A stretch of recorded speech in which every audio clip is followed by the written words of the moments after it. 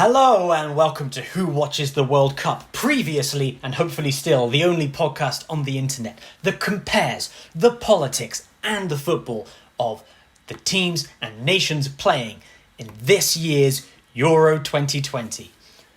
My name's Dominic Katcher and I know almost nothing about anything, but with me, as always, the expert on football and just life in general, man, is David Bryan. There's a series of misstatements you just made. Which one? Well, first of all, you know an awful lot about an awful lot of things. And then secondly, I like football, but I wouldn't say I'm anything like an expert. I think we need to manage expectations here. I know this isn't our first episode of Who Watches the World Cup. So people who've listened to previous episodes might be like, I mean, he knows a bit, but you know... I don't know, Dave. I don't know. The other day, you came round to my house and we watched some football, didn't we? We watched the last day of the Premier League, yeah. Yes, and my brother was there watching, and after you left, Harvey went, "Oh, Dave knows his football." Oh, really? Yeah. Well, that's... And trust me, and knowing my brother as I do, that's a fucking compliment. Well, I was going to say, not knowing a brother as well as I would like, but from what I do know about him, I'm quite flattered. Yeah, that's a good one. So that's, to me, you're an expert. At least in comparison to me. I'm happy to fulfill that role for the sake of awful commentary. Yes. Well, today, when this episode is released, it's the 11th of June, 2021, the day we've all been waiting for, because Euro 2020 is about to kick off a year late. Now, it's kind of like when you're meeting a distant family member and you're there at the restaurant and you're like, I'm so hungry, when are they going to get here? And they're like, oh, we'll be there soon. And 1 year later, they arrive and you can finally eat your dinner. The anticipation of that meal is so great, but you're also really frustrated. I just wanted the football a year ago. But how are you feeling about it, Dave? Are you psyched? I'm famished. I'm starving. Nice. I can't wait to tuck in. That's great. So this Friday, the first game of the Euros is going to kick off. Who's playing? Who's opening this tournament? And what do you think is going to happen? First game of the tournament. We talked before about where this is being hosted, quote unquote. Like major tournaments are usually hosted in one or maybe two countries, but this has been hosted all across Europe. So the opening game of a tournament is usually the host versus somebody else, but one of the hosts, Italy, is playing against Turkey on Friday evening in Rome. And this is a Group A match, right? Today we're really zooming in on Group A. So who's making up Group A here? We've got Italy, we've got Turkey. And we've got Wales, and we've got Switzerland. Okay, and Wales and Switzerland, I guess, are playing tomorrow, right? They're playing on the Saturday. They are playing on Saturday, 2:00 in Baku. That hilarious journey that Wales have to make all the way to ruddy Baku. Baku, Azerbaijan, baby doll. Yeah. That is, again, I know we mentioned it before, but I'm bringing it up every time we talk about Group A. Wales and Switzerland having to fly to Baku, Azerbaijan for no reason other than the Azerbaijani government bribed whichever UEFA official was necessary for them to be the host is hilarious. Whoever was closest. Whichever of the corrupt, bribable UEFA officials was nearby. Like, it's not even like Russia is going to play in Baku, Azerbaijan. That would make some sense because they're reasonably close. Yeah. But like Wales...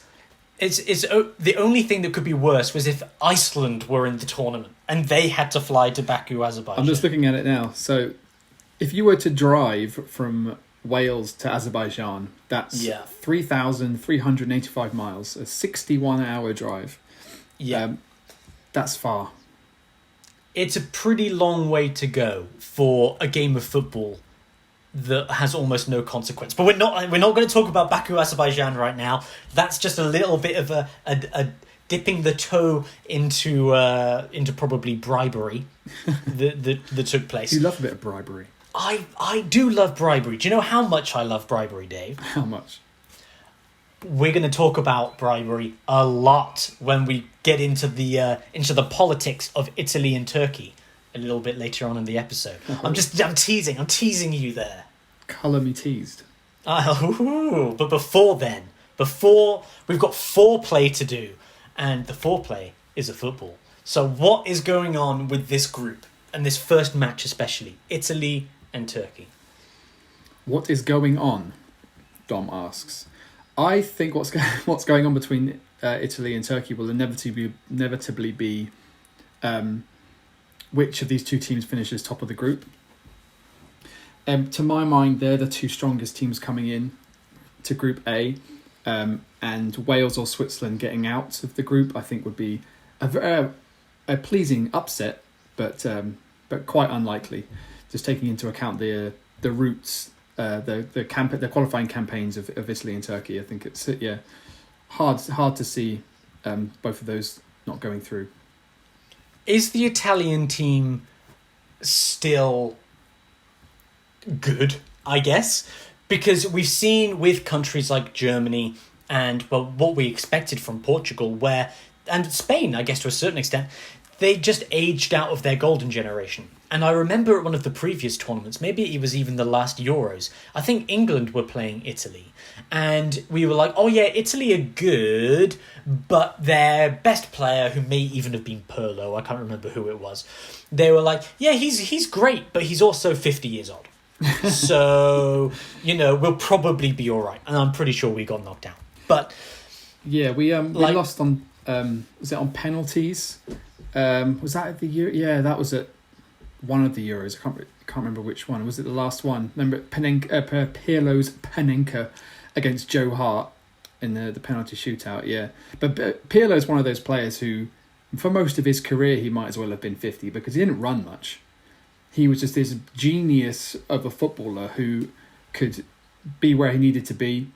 He was a bit like Paul Scholes, where he just was in the right place at the right time, would get the lay of the land, see the whole pitch in front of him, and just ping passes left and right, dictate the tempo of a game, and just kind of lead by example. And he was never one to run around, get stuck in. He was never a box-to-box guy, but he could be everywhere that he needed to be and put the ball exactly where he wanted it to be. Genius. Do the Italians have anybody like that now? Or like who is the new generation of Italian footballers? Because when I look at the Premier League, I don't really see any Italians popping up these days. It's like Belgians, yeah, sure. French, oh my goodness. Even like South Americans, there's more South Americans than you've ever seen in bloody South America playing in Manchester these days. But like Italians, is it a similar situation where they just don't leave Italy like English players don't? Or is this crop of Italian players like, yeah, they're fine, but That's interesting that you've noticed that, actually, because I think it has been a bit of a shift in that there are very few Italian players playing in the Premier League. I think the two that I can see in the Italian squad both play for Chelsea, Emerson, the left back, and Jorginho, the central midfielder. But yeah, the rest of them are largely home based. I think nearly every other player I'm looking at here still plays in Roma, apart from a couple who play for PSG, Florenzi and Marco Verratti. Play for PSG, but everyone else is Italian based, and I think that will, if anything, help their campaign this time around, being that they're all so probably quite close knit. I see that they have a goalkeeper. Their goalkeeper's called Dormammu. Is there going to be an advantage by having an ethereal being from the dark dimension with immeasurable powers? Turkey aren't going to be able to get Doctor Strange onto the pitch. So, what do you think they... No, this is me just going off on nonsense right now. Even their striker's called Immobile. How can they expect to compete when their striker can't even move? These are some great observations. These are the scathing critiques of football that you'll get on Who Watches the World Cup. The goalkeeper you mentioned, Gianluigi Donnarumma, he's probably one of their stars. He came through at AC Milan when I think he made his debut when he was 16, and he's been their number one choice goalie ever since. I think his contract actually runs out this summer, and which is a big mistake if you're Milan, that you had brought up this young chap from childhood. He became Italy once Gianluigi Buffon finally retired. He becomes the number one Italian goalkeeper, and then he's allowed to leave for free when you could get 20 million for him. I would say easy. But yeah, he's super young as well. He's still young. I think he's only in his early 20s. So yeah. But he's already a very experienced top flight goalkeeper. Ciro Immobile, yeah. I remember him at the last Euros when we needed Italy to beat somebody else, or was that at a World Cup? I can't remember. All I remember is that back when I tweeted that I was really pissed off that Italy, when we needed Italy to score a goal, and Italy brought on Ciro Immobile, who had done fuck all the whole tournament, and was never likely to score a goal, and he came on and did nothing, and I was really angry. And I can't remember what tournament that was. So I don't like Ciro Immobile, even though he's had a pretty good season from what I've heard in Serie A for Lazio. Lorenzo Insigne from Napoli's had another good season. So they've got a couple of good experienced attacking players. But there isn't a new Pirlo in this squad, I wouldn't say. I think they've got a good central midfield base. If it was me, I'd be playing Jorginho from Chelsea and Marco Verratti at PSG. Central midfielders, they're very good, cultured, good on the ball, can pass really well. But it's always a danger of trying to compare the new crop to the previous, especially if they had a golden generation like Italy did have when they won the World Cup this century. And then their defence seems to be a little aged. They've still got Leonardo Bonucci and Giorgio Chiellini from Juve, and they're well into their 30s now, and they've been stalwarts for a long time. So as much as they're still quality, I think this is maybe their last hurrah at a major tournament. But I confess I don't know. I've not followed Serie A or Italian football much this year, other than knowing that Inter Milan won the Serie A for the first time in a while, and Antonio Conte, and he immediately left, which was bizarre. But their qualification was really kind of outstanding. So I think they were the only team besides Belgium who won all 10 of their qualifying games. Only conceded 4 goals in 10 games.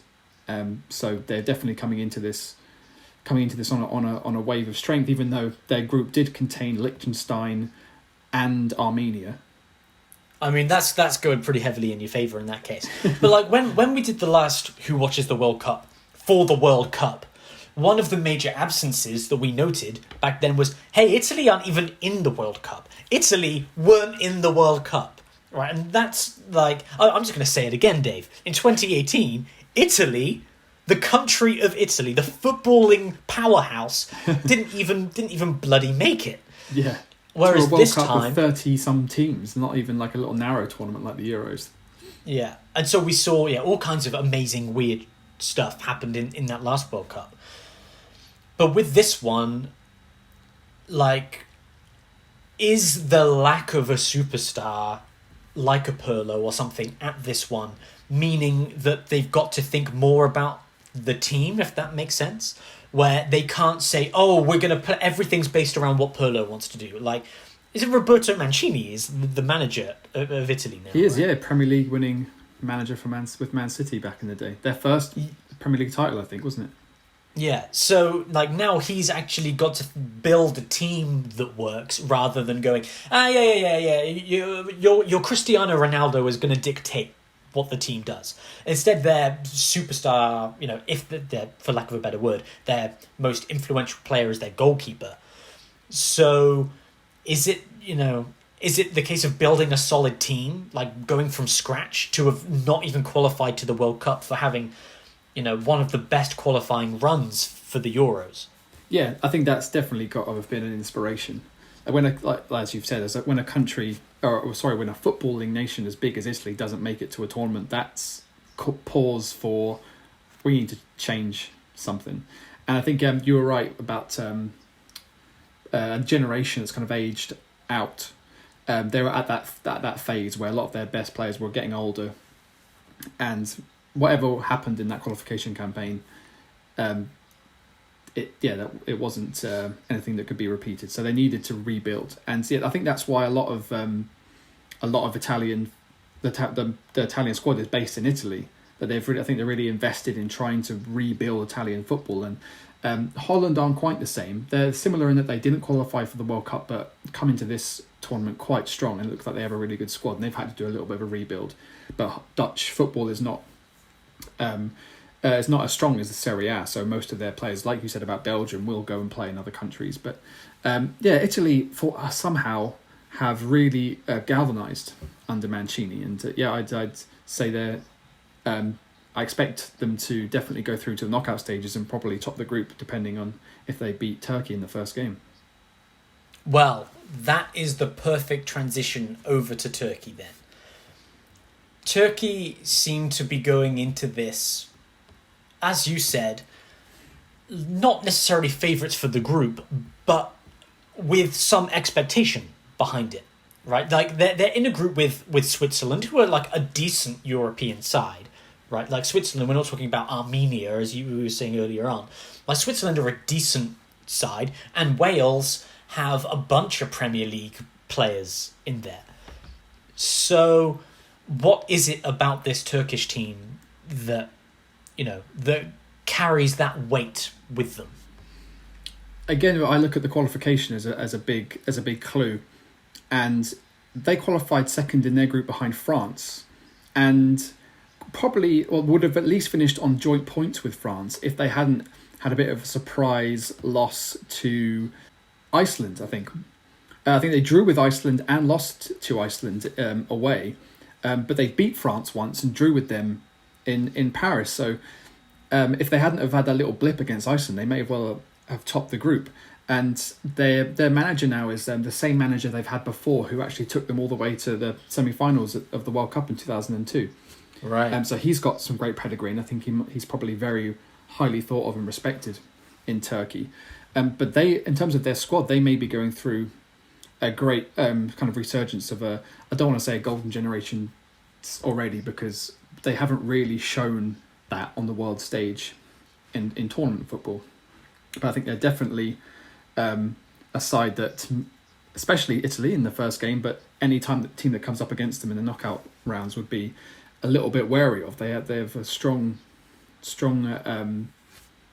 pool of players these days. And these are players who are in like the Premier League and the Bundesliga and like these top tier. It's not like with Wales, for example. We were saying, just to get a little plug in, that we're very excited because the day before the Euro final on the 11th of July, on the 10th of July, Bath City, the best football team in the world, in at least the Vanarama South, are doing their opening friendly, their first game since January, and it's a huge match because it's against Cardiff City, who are literal leagues above Bath City. It's like a big team coming from Cardiff down to this non-league team for an opening friendly. It's a great chance to see some football and to celebrate hopefully the world being the pandemic being in a better place. And I was saying, Cardiff City are coming. And you said, we'll see some of the Welsh internationals. Will be playing. I don't expect that they'll be there because they would have been at the Euros. But there's a couple of players who play for Cardiff who are in the Welsh squad. Yeah, which means like the Cardiff City big team, no doubt, but they're not in the Premier League, right? They're in the Championship. So Wales are bringing in players like Gareth Bale, of course, like famous international player, but who hasn't played that much in Madrid in recent years, didn't play that much at Spurs. Then they're bringing in players from the Championship rather than the Premier League. With this Turkey team, is it like people who have just won the FA Cup and players like that who are stepping in to like bring with Championship momentum to bring with them? Well, yeah, I think you're thinking of Soyuncu, the centre half, aren't you? Who won the FA Cup with Leicester this year. I think there's a great spread of where the Turkish players are based. So there aren't many Premier League players, in fact. You have Soyuncu from Leicester and Oke Yokuşlu from West Brom, who's just been relegated, but he was one of their better players, I thought. I think he's quite an important player for the Turkish national side in midfield. But you have a few players, I think 3 or 4 players who won Ligue 1 in France with Lille this year. And that's a big deal. That is a big deal, yeah.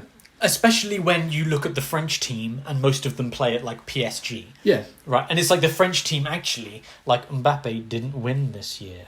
And so he's going into the Euros having not won this year. And Turkey are going in with players who did win this year. Yeah. And that's got to be like a buzz. That's got to be a huge buzz for those Lille players, yeah. And the only other Premier League player that I can see is Ozan Kabak, who Liverpool signed when Virgil van Dijk got injured. And, that's a hard position. Like, he was never a superstar or like a top target, I think, for anyone. But when Liverpool were desperate, they got him in and he filled a gap. But then Liverpool ended up playing their young youngsters at centre halves instead. So he's got a bit of experience. But then you've got players who play for Juventus in Italy. You've got players who play for. You've got I can never pronounce his name. Hakan Calhanoglu, who plays for AC Milan. He's been there for a number of years and he's a talented player. And Brentford have got a player represented in the team as well. Have just been promoted from the Championship. They're going to be in the Premier League next year, which is really exciting. And then the players that are still based in Turkey play for the big boys. They play for Fenerbahce. They play for Galatasaray. You've got the Istanbul Başakşehir, or however the hell pronounce that team. Like they're playing in big teams, and they are spread out, but they all seem to be playing at a pretty high level wherever they are. There's no one who's playing for minnows.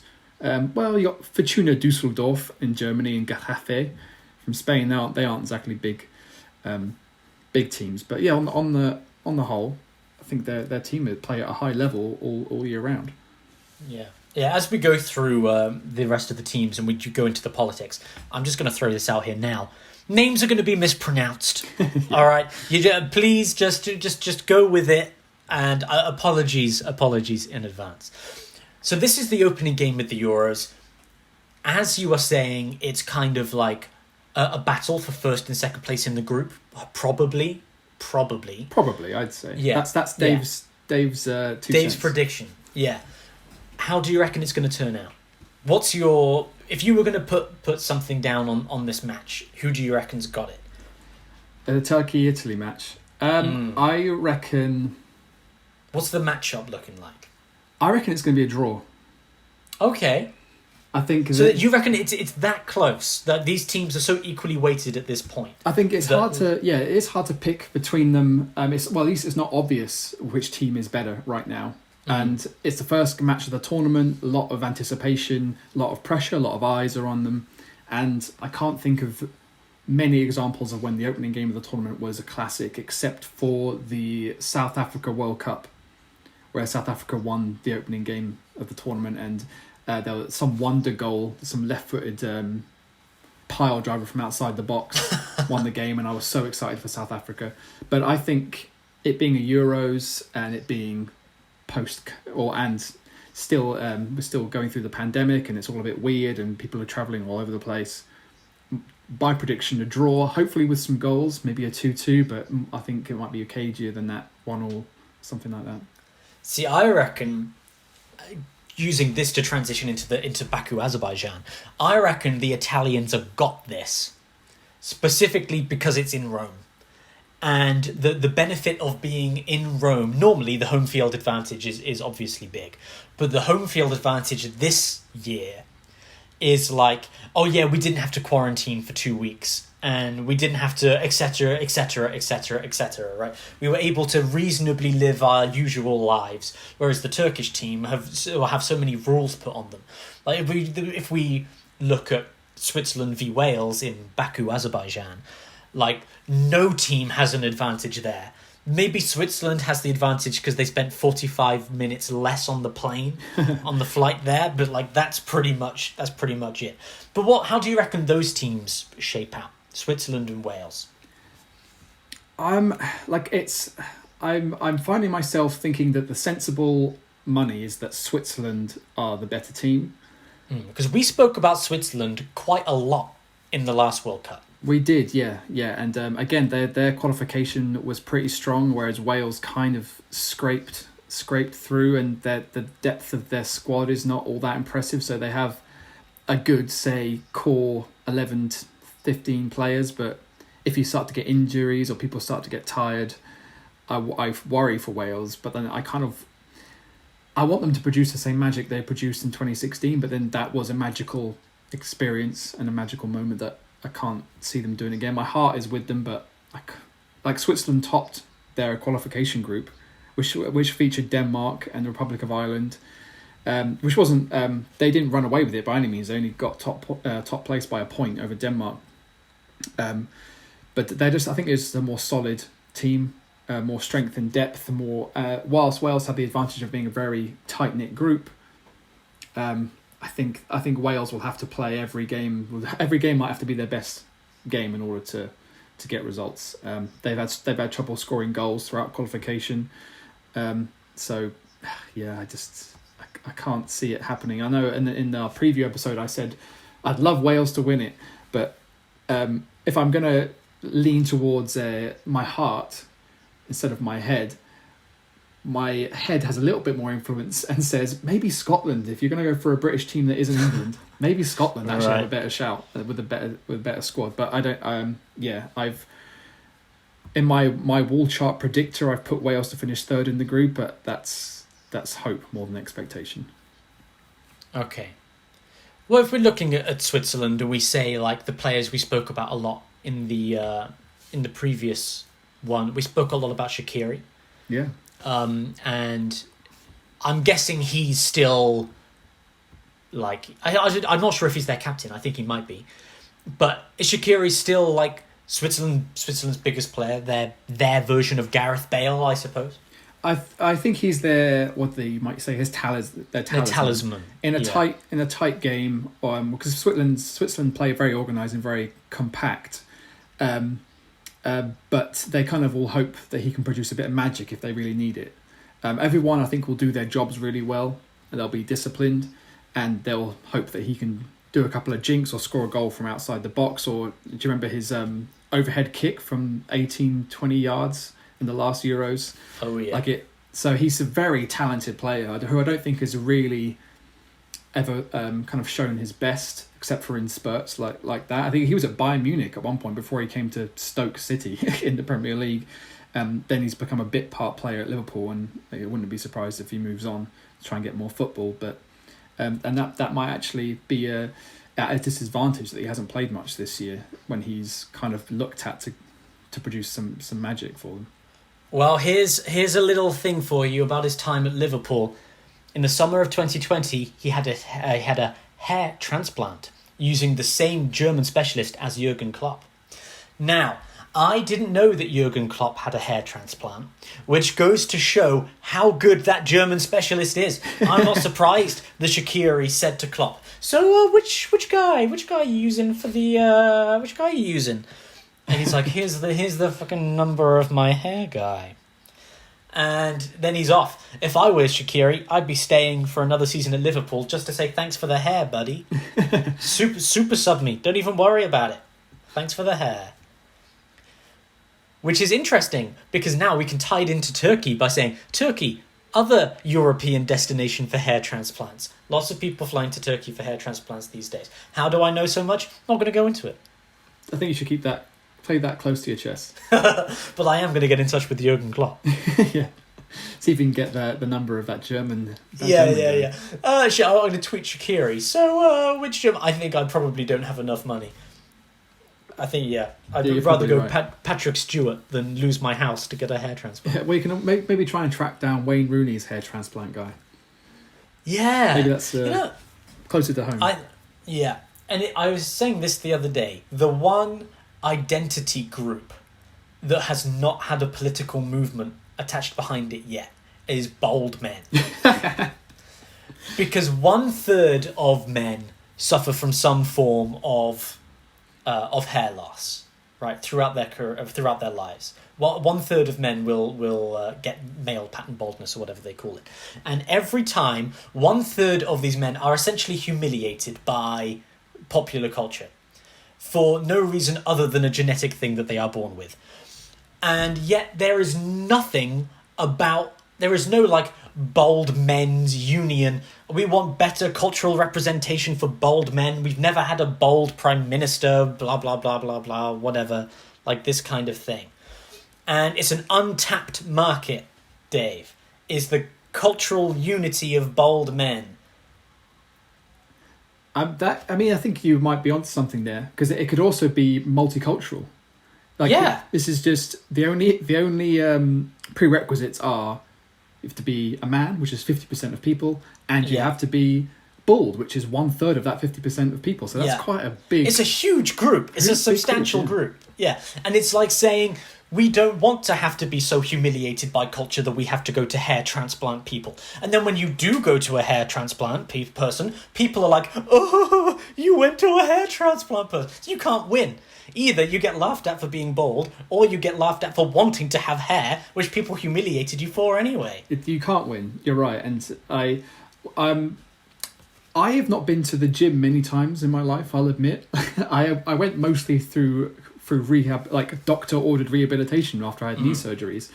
But whenever I saw someone who was clearly overweight or unfit in the gym, you would see some sort of fitties looking at them degradingly, and I found that really unfair, because when I saw someone, if you see someone overweight who's jogging out on the street, I go, fucking good for you, because that must be really hard for you to make that decision to go, I'm going to better myself, I'm not pleased with this, and to get from where I am to where I want to be is going to be really hard, and I'm going to look I have to do it in a way that is, I am opening myself up. Yeah, you have to make you're very vulnerable in that. You have to become vulnerable, in order to do it. To have to do it, and to have the strength of character to go through it, that I really admire. And like I have got a little bit of a pandemic podge going on, and it's minimal. It's nothing, and I already feel a bit bad about it. And I'm trying to think about when I can go and start exercising and stuff. But even then, I'm like, but can I be bothered? Whereas people who are very insecure about their hair or about their bodies, to actually have the wherewithal and the commitment to go through with it, good for you, because life is already hard enough, and if you don't like yourself, it's only going to be harder. Yes, and that's the exact reason that I don't ever exercise outside, right? Like, we have a treadmill in the house that my parents bought, but I only use that when there is nobody else in the house, because I cannot exercise around other people. I can't do it.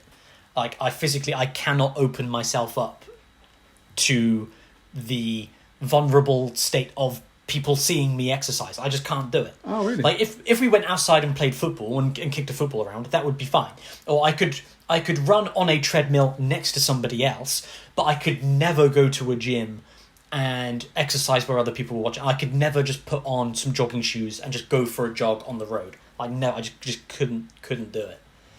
I'm really sad to hear that, because you're going to be coming to stay with me for a week during the Euros, and I was really hoping that you'd be like, I'm just going to go for a run, and I'd be like, yeah, I'll come for a run, and I would start to, I need you to help me get moving, but that's fine. Well, let's get the ball sports out. Let's buy a football, an American football, and a basketball, and each day we'll just go out and do a different ball sport for 30 minutes. That sounds perfect. Yeah. Yeah.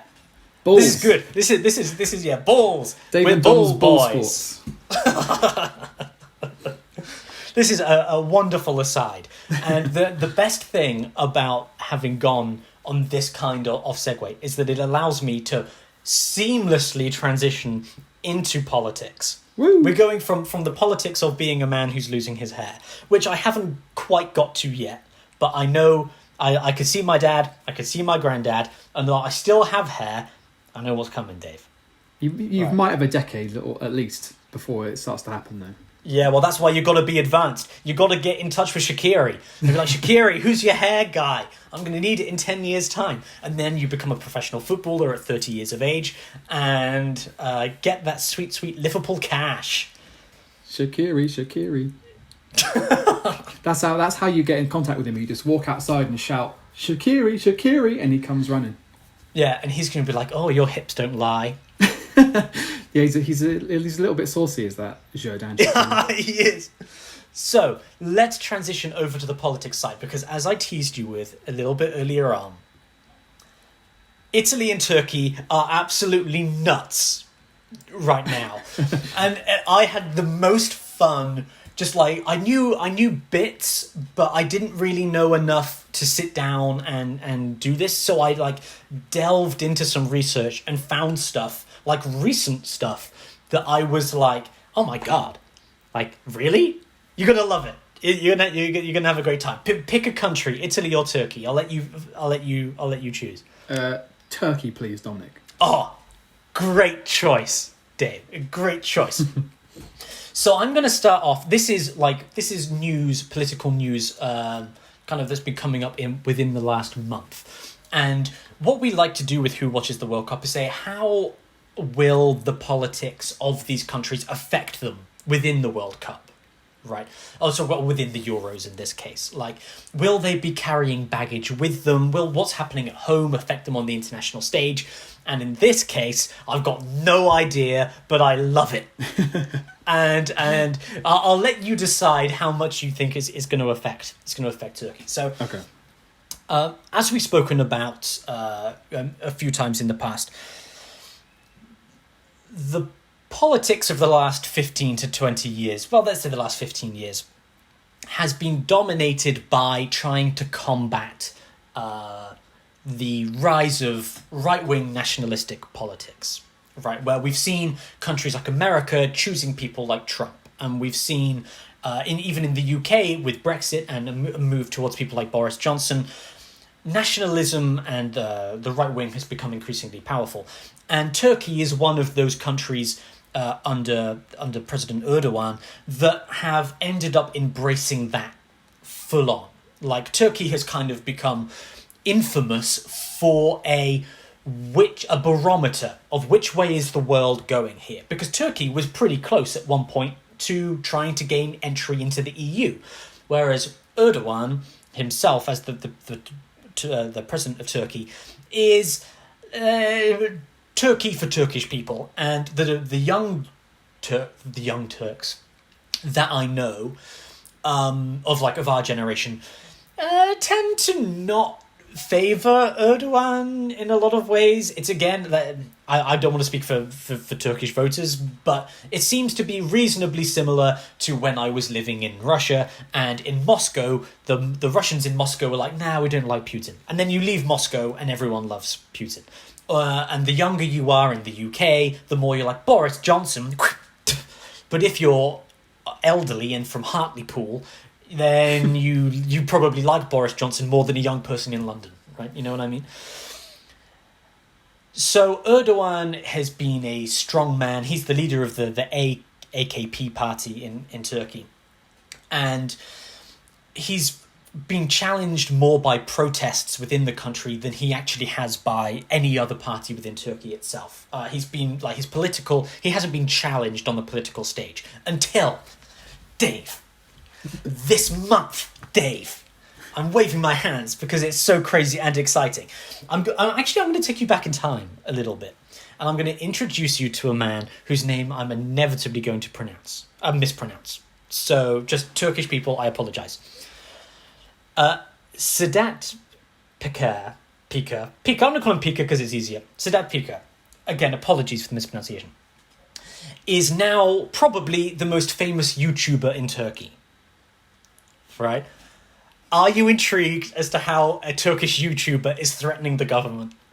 I mean, I am, because you look so excited to tell me. Okay, what if I told you that before he was a YouTuber, he was one of the country's most notorious gangsters who spent over a decade in Turkish prison for building gangs, for murder. No, sorry, he was acquitted on the murder charge. Actually, I should throw that out there. But the two co-defendants that he was alongside were sentenced to life in prison. Pika was Jean-Luc Pika. Yeah, he was a pretty renowned gangster in Turkey who has now taken to recording YouTube videos in an attempt to bring down the Turkish government. Okay, and he's kind of gone viral. Literally, yes. His videos now have over 55 million views in Turkey. So I'm going to tell you a little bit about this gangster and what it is about the things that he's doing, the things that he's saying that are having this impact. So when he was young, he gained prominence, I guess, within crime, if you can call it that, with match fixing, like football matches, really. And it was through that kind of sports, like betting and this kind of thing, that was kind of the start of his career. But as with lots of these gangsters in Turkey, this is not a rare occurrence that politics happens to be linked to organized crime. A lot of these gangsters start off but being associated with this far-right ultra-nationalist party. They're called the MHP, or in English it's the Nationalist Movement Party. They're like very patriotic, very Eurosceptic, right? They don't like Europe at all, like extreme ultra-nationalists. In the same way that you would think about, I guess, like the old football violence of the 1980s in the UK with like your Millwalls and whatever. It's like skinheads who beat up immigrants from Pakistan, right? Those kind of like thugs, basically. A lot of these Turkish gangsters started off in a similar way, being associated with the MHP, this far right party. But this far right party are aligned with Erdogan's AKP party. They're not the same thing, but it's kind of like, you do a favor for me, we do a favor for you, sort of thing. And so you can see how the gangster stuff is already kind of working its way in there. So Pika kind of grew in prominence through that. He's been arrested a whole bunch of times. In 2005, he was arrested for a sentence for 14 years on counts of building and leading a criminal organization, on robbery, forgery, 2 counts of false imprisonment. There's so much stuff. Years before that, he fled to Romania to escape prison, but was returned to Turkey. He returned himself to Turkey to face charges of building a criminal empire. And he was sentenced to 7 years in prison, and he was out in 8 months. Right, so yeah, from your eyes, 7 years to 8 months is like it's a pretty big thing. So how does he end up going basically from a gangster who's nominally in prison? When he was in prison, he had his own washing machine in his prison cell, and oil paintings and all this kind of stuff, right? It's like when you see like the Kingpin in Daredevil or something in prison, or like Goodfellas. Like this is kind of exactly what it's like. How did he turn into Charlie Bit My Finger? Right, like how did he do it? Well, he got out of prison, and in 2020 he left Turkey, and he kind of fled to Montenegro, then to the Balkans, to Morocco, and now supposedly he's in Dubai. He says he's in Dubai, but there's no actual necessary confirmation that he's in Dubai. So he's in Dubai recording these YouTube videos slandering the Turkish government. From a distance. So from a distance, yes. And now the reason that he's slandering the government is because this April, a few months ago, the Turkish authorities raided his house in Istanbul. He's not there. He fled Turkey a year ago. Right, he's in Dubai, he says. But his wife and his daughter are in this house in Istanbul. The police raided it. He says they harassed his wife and daughter. So he's going Gangnam Style on them. Right, he's all over it. And this is kind of this is an interesting step for him because he's always been related with this MHP party, which are connected to Erdogan's party. Like they've been pretty tight knit. Like he's sentenced to 7 years in prison, but he's out in 8 months. Right, and so it's like, why does this guy decide to bring them down? Like in 2016, he was at a rally held by like an anti-government protest, and he told the crowd of mostly academics, "We will let your blood in the streams, and we will shower in your blood." He said to anti-government opponents. That's some biblical shit. Yes, he refers to Erdogan with the Turkish word for brother as well. This is the president of Turkey, right? So this is it's a pretty big step. Like he was alongside them. He was like a supporter of them, and then they went to his house and harassed his wife, and he's not having it. This is like Kaiser Soze. It is, yeah, it is like Kaiser's, because he was also Turkish, I seem to remember. Yeah, something like that. Yeah. You know, when like rival gangs break into Kaiser Soze's house and hold his wife and children hostage, and he's just like, fine. He just like blows his own family away just to send a message that you can't be messed with. And that is exactly the same. It is really. You're remarkably close, because this is the kind of thing that he's talking about on his YouTube channel, right? He says, "Oh yeah, I broke a politician's fingers because they badmouthed Erdogan's wife." Like he just on his YouTube channel, it's like, yeah, they insulted the president's wife, so I broke their bones. Like back in the day, under orders, or just because he was vigilante? Well, this is the thing. This is kind of what goes along. Like he says in one of his videos, he says that he ordered his brother to murder a Turkish Cypriot journalist, I think, on orders from somebody else in the party. And like this is all kind of going through these links. The party are using gangsters to intimidate, to kill, and all kinds of things. And the most prominent person he's gone after is the interior minister, whose name I'm going to slaughter again, is Süleyman Soylu. Apologies, Turkish people. So Soylu is the interior minister. He's a member of the AKP party, which is Erdogan's party. In previous years, Soylu kind of came under threat from within his own party. Classic political stuff, we don't like the interior minister. I want to be interior minister. Like politicians being politicians. So Picard, our gangster guy, he took care of the problem for him. Took care of it? Yeah, right. Inference on raised eyebrows. Took care of it. Yeah. Picard is saying in these videos that Soylu, the interior minister, provided him with police security when he left prison. He's like, "Oh, you're out of prison, but you're going to need somebody to keep you safe, so we're going to give you police security." Like the government actually protected this gangster when he got out of prison. He says that also he tipped our gangster off when the police were meant to be coming to arrest him. The interior minister said, "Oh, the police are coming to get you, so just be ready for that." And he also says that Soylu, the interior minister, was supposed to help him get back into Turkey after a year, like after he's gone to Dubai. The interior minister was supposed to help him get back in, but has then like backed off and has been like, "Oh yeah, I know we had an agreement, but and so now he's going after this guy hard, right? Like all of this stuff's coming out. He's saying, we've done favours, we've done bribes, we've broken bones, we've done all of this stuff, and we've done it for the government, we've done it for these politicians, and Turkey's going bananas about it.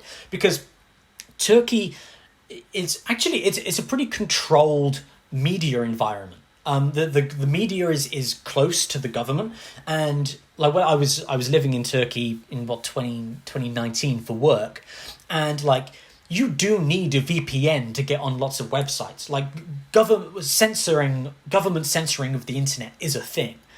So for this guy now to for our gangster, for Picard to be sidestepping the media, to be sidestepping the government control of the internet and be going, "I'm on YouTube and I'm going to tell you everything that I as a gangster have done related to the government."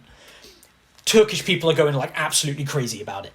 And I messaged one of my Turkish friends who I know from Moscow just to say, are people going crazy about it? And she's like, yes they are. I'm like, great, because this is just absolute just crazy stuff, where the only person that he isn't attacking is Erdogan himself. Right? He's attacking all of the AKP party, giving out information that is uncorroborated, right? Because he's a gangster. He can't go, "Oh yeah, here's all of the information, like here's the evidence that this politician asked me to whack this guy." is uncorroborated. So he's just saying all of this stuff. And Turkish people are like, we believe this gangster in Dubai more than we believe our own government at this point. Because everyone's always felt like this kind of stuff was happening anyway. And it's crazy, Dave. It's crazy. And that's kind of that. It still is going on right now. Which is really... like going into the Euros with this happening in your country must just be bizarre, absolutely bizarre. It must be bizarre, yeah, because I mean, the players that are based overseas are going to be getting all the kind of first-hand accounts, probably because they're all probably still in contact or have some connection to their homeland as well. But then there will be players in the squad who are still based in Turkey who'll be able to give them first-hand accounts and be like, "This is pretty crazy." But because it's on YouTube as well, like you can watch it anyway. Turkish players are just around the world are going to know that this is going on and be connected to it, and the media, they can't censor it.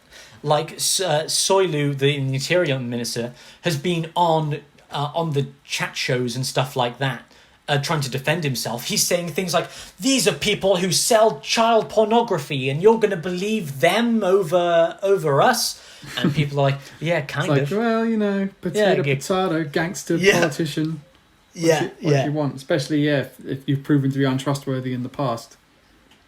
Yes. Can I just start get an idea of Picard? Is he like a remorseful, reformed gangster, or is he like, I would still be doing this if I was still in Turkey, but I'm pissed off, so now I'm just telling everyone my secrets? He sits there in his YouTube video with a big, an open shirt and a big gold chain, and he sits there. He's got a whiteboard behind him where he like writes down all of his little bits of information, and I think he's got a copy of like a biography of Bob Dylan or something on his desk as well. But one thing he has done actually is apologize to those academics that he threatened to shower in their blood. What he said to them was, I've always been on the side of the government in the past. And I've always been this kind of right-wing guy. Like, these are my politics. This is what I believe. But they have used our nationalism to turn us against each other. Right? They have used nationalism to turn Turkish people against Turkish people. And what I'm doing now is opening all of this information that has been hidden from the Turkish people for years. This is now out in the public forum so that Turkish people can do with it what they will. And it kind of makes him sound like he's been called a whistleblower, but like he's a whistleblower in that he murdered people for the government, and now they won't let him back into the country, and they were mean to his wife. So he's decided to take them down. It's not like an Edward Snowden situation where Edward Snowden was like, I'm going to risk absolutely everything that I have in order to get this information out into the world. Right? Edward Snowden lost everything to reveal information that most people didn't even care about.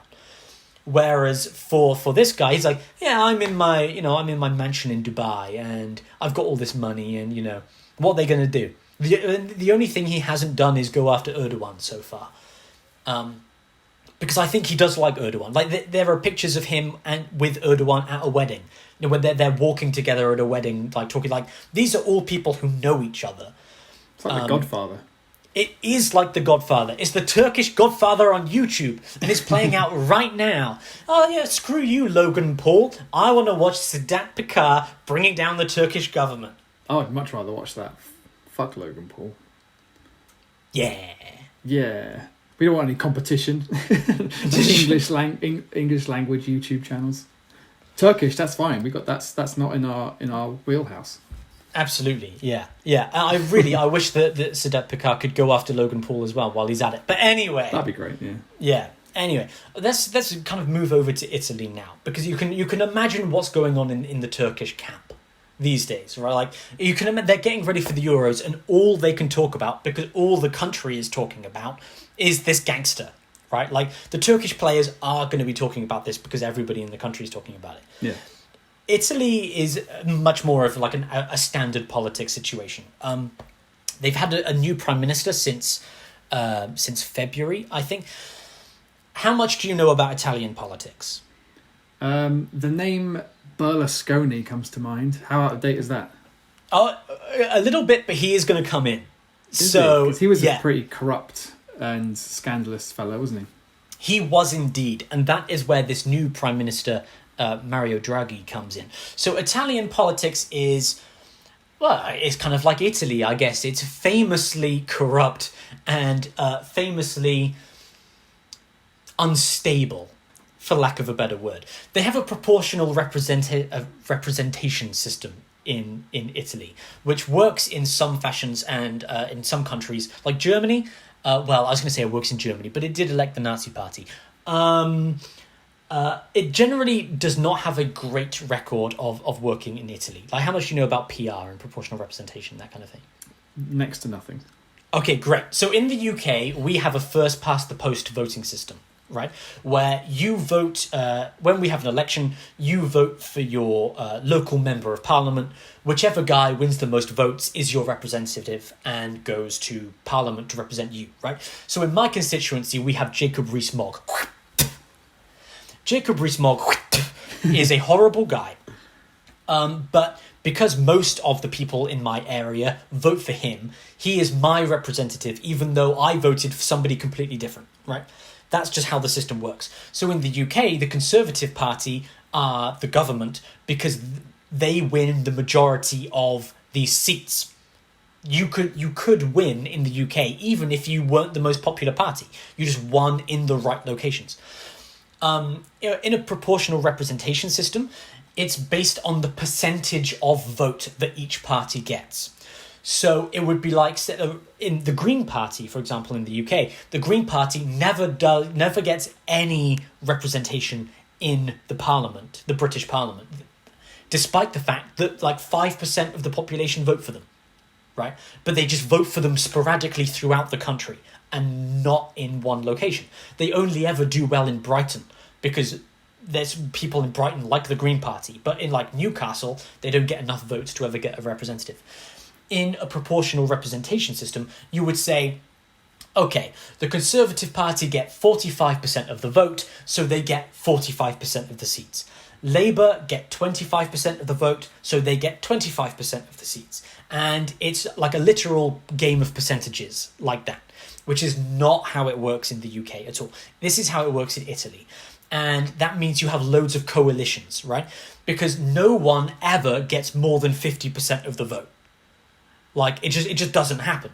In the UK, it doesn't happen either. The Conservatives get like 40% of the vote if they're lucky, but they get 65% of the seats. So in Italy, you have to form coalitions where you say, we're the Labour Party and we're going to align with the Liberal Democrats to have a majority of seats and form a government like that. But in Italy, this is remarkably unstable because they all hate each other.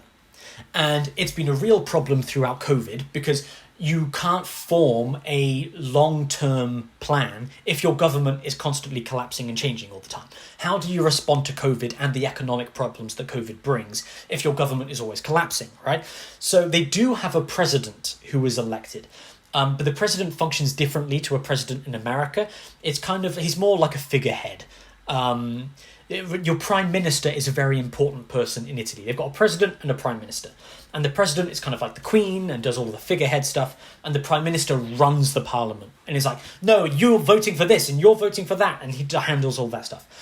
But the coalitions couldn't choose a prime minister because they hate each other so much. So in February, the president of Italy went, I'm choosing the prime minister for God's sake. And he went for this guy called Mario Draghi. And Mario Draghi was the former head of the European Central Bank. So he's an economist, very competent, very experienced. He's often said that he rescued the euro in 2012, not the euro tournament, the euro, the currency. After the economic crisis in 2008, you know, we spoke last time about the pigs. Portugal, Italy, Greece, and Spain, the pigs, who were like the European countries that almost destroyed Europe, the European Union, because their economies crashed. Draghi was the guy who came in and is credited with saving those countries. He came into the European Central Bank and decreased the interest rates on the EU's poor countries. This is very boring, but what it means is that the poor countries that needed money because of the economic crisis could borrow it because he lowered the interest rates. People like him. He's very popular in Italy because he saved Italy. He sounds like a smart guy. Yes, so he was appointed by Italy's president to form what we would kind of call a technocratic government. He doesn't belong to any political party, which is weird because normally you have your coalition and the coalition chooses one of their guys to be the prime minister. But because the parties all hate each other, they couldn't choose anyone. So this guy has come in, he's not affiliated to any of them, and he's gone, all of you are going to listen to me. And because I'm experienced and I know what I'm doing and I don't like any of you, you don't have to worry that I'm biased, right? So he's formed a coalition of all of these different parties who are temporarily putting their faith in him to sort this shit out, right? And he's reasonably popular, but his coalition involves the League, who are kind of like the Italian conservative party called the League. He's got the centre-left party called the Democrats. He's got Berlusconi's party. They're all kind of backing this guy for the moment. Right, basically for the moment. And I say that because these parties it is a really diverse array of parties, because Italy is a super conservative country with a small c. Like it's the birthplace of fascism, Italy. Right, so it's worth bearing in mind that it is pretty conservative. They've had an what would you call it? An anti-violence against LGBT law, right? To condemn violence against LGBT people. This law has been stuck in the parliament for 3 years because the Conservative parties just block it every time it tries to go through. Right? And because the coalitions are dependent on unity between the parties, they can't pass the law because the Conservative Party will just go, no, we're not going to vote for that. And your coalition collapses. And then you need a new prime minister. And then so on and so forth. So it's kind of crazy. And Italy is kind of stuck between your EU countries like Spain. Like Spain just reformed its constitution to allow same-sex marriage, whereas countries like Poland have just created LGBT-free zones, right? To say we don't even want gay people in this area. And Italy kind of is kind of going between the two. But Draghi, this new prime minister, has come in, and he wants to depoliticize everything. Because you've got things like the railways, like the energy, that's all nationalised. It's run by the government, but it's all split up between the different parties. One party takes control, appoints their guy in the railways, and another guy appoints their guy in the power stations. And it's like you get all of this money to sort the problem out, and it all just gets spent politically. So what Draghi is coming to do is to swipe everything away. He's wiping the slate. He's getting rid of absolutely everyone because he's just managed to get $200 billion from Brussels, right, to sort out Italy. And he's gone, we've got $200 billion, and if I give it to you now, you're just going to fuck it. Yeah. So he's changing absolutely everything. Which sounds like, hey, it's a pretty good idea. He knows what he's doing. He's competent. People trust him. But the big political parties, like the League, this Conservative Party, basically want to get rid of him because he's going to get rid of all the advantages they have as one of the major parties. Like, they want all of the stuff that they have. They don't want to lose it. So they're trying to do what they can to get rid of him whilst maintaining this coalition. It gets kind of complicated. The president of Italy is going to retire next year. And so the League, this Conservative Party, are trying to push Draghi into becoming the next president. They're saying, oh, you're so good. You're so good. You should be the president. But if he becomes the president, then he can't do any of the stuff that he wants to do. Loses all of his power, yeah. Yes, and he becomes like this figurehead guy. Like, nominally, he can set the tone, but also his plans can be neutered. which kind of brings us to where everything is going wrong in Italy right now. Because the League were always the most popular party, and because they were the Conservative Party, they were often in opposition to the other political parties, right? You have your left-wing governments, and then the League is going, fuck you socialists, we don't want you, we want to be conservatives that don't like gay people.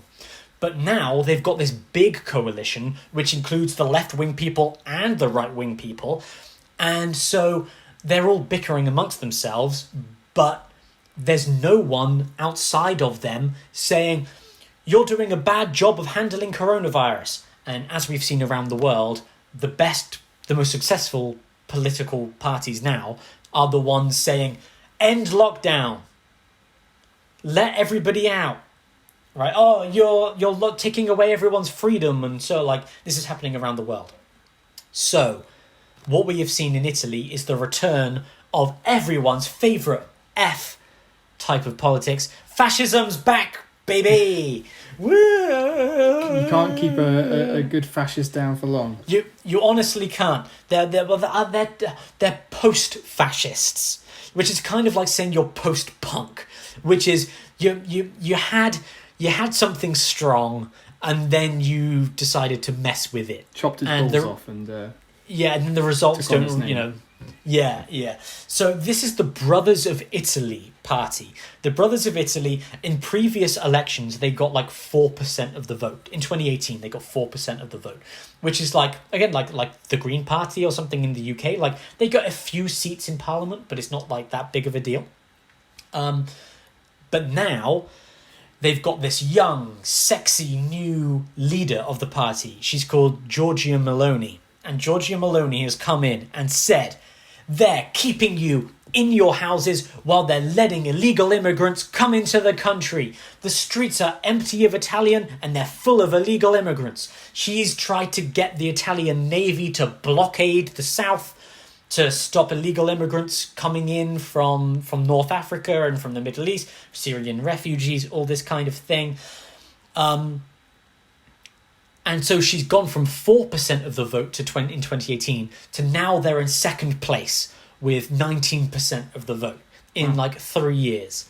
In 3 years, they've gone from a minority party to now to polling at the next election to being in second, which is like, for fascism, is a real scary situation for the world to be in. Doesn't it always like do this though, where it comes out of nowhere or from the quiet and then just spikes and suddenly it's everywhere and suddenly it's really popular, but then just as quickly as it rises, it drops again. Maybe after it's caused all the damage it's going to cause, but... Yeah, I mean, we see it after every time there is a major shake-up in the world. Like this happens. Like after the last financial crisis, you had the Brexit happened. Then with Trump is part of that same thing as well. Like often it's a ticking clock.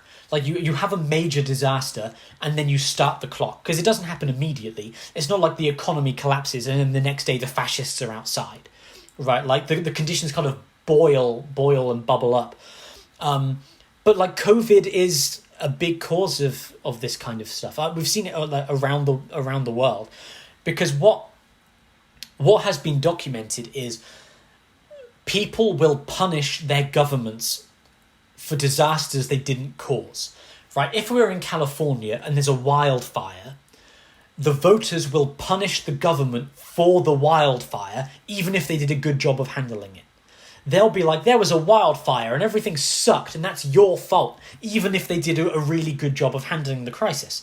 And COVID is a good example of that as well, right? Unless you're in the UK, where for some reason the government can kill 150,000 people and they get rewarded for it.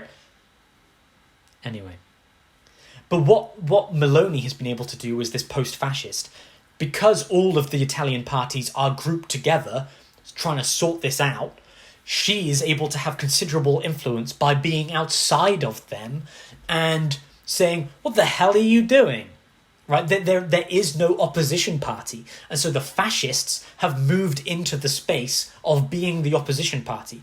And all those Italians who are stuck at home and thinking, I don't want to be stuck at home, are now listening to the fascists going, lockdown is bad and immigrants are bad and I don't like either of those things, so I'm going to become a fascist. Yeah. How to become an idiot's guide to becoming a fascist. Yes, by Giorgia Meloni. Yeah.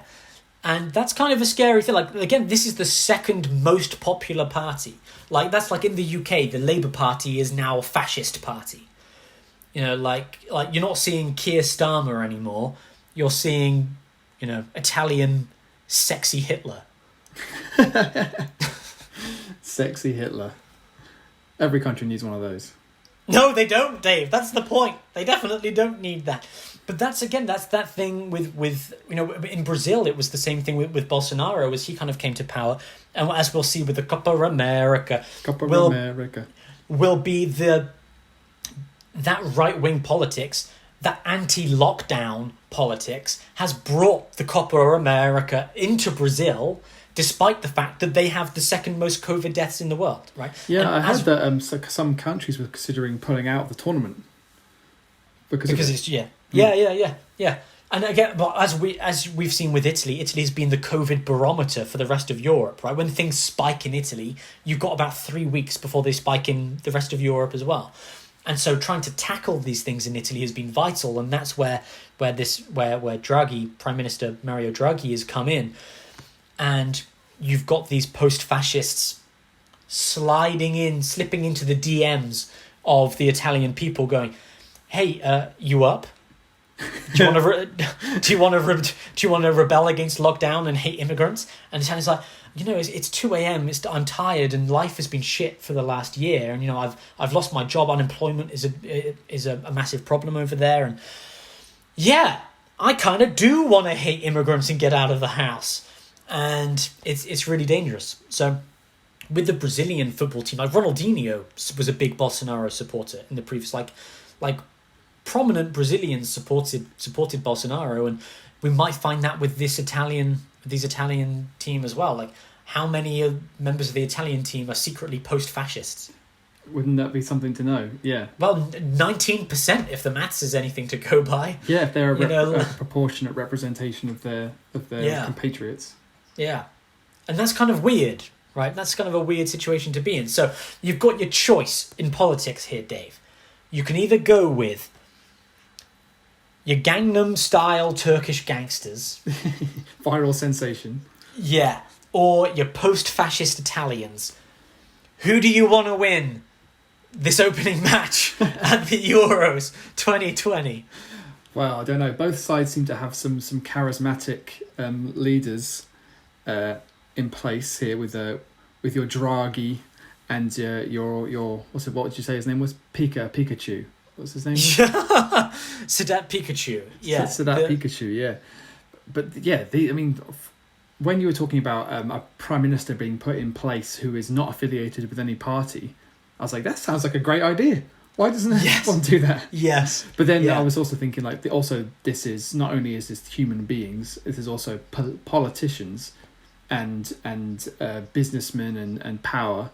So it's going to be corrupt in some way. So if the first time they have this Draghi person in as a prime minister, they go, that was great. We'll keep doing that throughout the history of Italian government. It'll only be a matter of time before someone slips in who secretly is affiliated with one of these parties and is working sort of underhandedly to screw the system, which is designed to be fair and equal. But as this kind of all this political upheaval always makes me depressed. So it leads me to a place of always thinking, like, humans, we just fuck everything that's given to us, and any great idea that's designed to improve things will eventually be corrupted and polluted by human nature, and no amount of good intentions will ever outweigh the amount of ill intentions.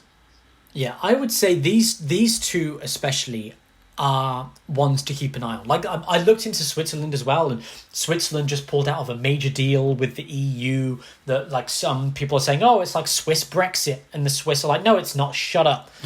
like it is relatively interesting, but how much of an effect is it likely to have on the World Cup? I'm not sure. On the Euro, sorry, I'm not sure. Well, with what we saw with the England friendlies in the last few days. The players took the knee in support of the Black Lives Matter movement, and there were boos around the stadium. And there were also applause around the stadium, and people chose not to talk about the applause and to focus on the fact that there was booing. So, anyway. That act of political statement by those players and the response from their crowd has the chance to be massively exaggerated when the game is being played in Rome and 19% of the voters are fascists. Anti-lockdown fascists. During coronavirus, in Rome, on an international stage. Yeah, and Italy has had problems with racism and yes. Crowd trouble in that regard in the past.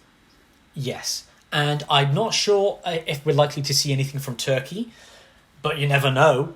So I would say keep your eye out. Keep your eye on Italy to see if anything comes up. That's you can predict the winner. I'm going to predict the protests. My money's on Italy. Fascists. You always put your money on the fascists. They're very predictable. You've got to. You know, there's one thing about the fascists. Historically, not very successful, but they're kind of like cockroaches. You can literally nuke them and they keep coming back. Yeah. So, yeah. Bloody fascists. They're everywhere. But, okay, so I've digested everything you've said. And in terms of which team may be more affected by the political goings-on in their countries, it seems like Italy's upheaval and change in politics, it seems way more dramatic and influential on their entire people. And as you've said, it's led to a rise in the fascist political movement. So I think that should have I would expect to have a great, massive effect on the players psychologically, at least in terms of what they're discussing, and it may cause political divides among the players, especially the ones who live and work abroad versus the ones who live and work in Italy. The ones who live and work abroad might be like, well, you know, whatever you want to say. Can you tone down your fascism, please? Yeah, because I'm an immigrant. I play in London or I play in wherever.